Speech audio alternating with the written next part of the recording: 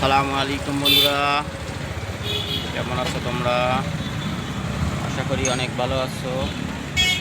এই দেখো, আমরা আমাদের পীরগঞ্জ বন্দরে এসেছি আমাদের এই যে সুরাইয়ামণির ওষুধ নেওয়ার জন্য।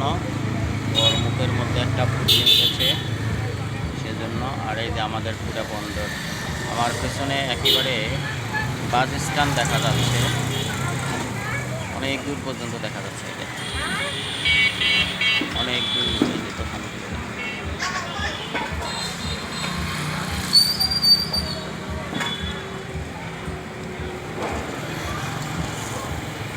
তো বন্ধুরা, আমার পেছনেও দোকান আছে, এই দেখো।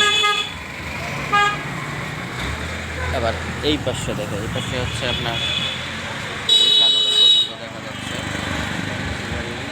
এই পাঁচ মন্ডলের টাওয়ার দেখা যাচ্ছে। তো বন্ধুরা, ভালো থাকবেন, সুস্থ থাকবেন।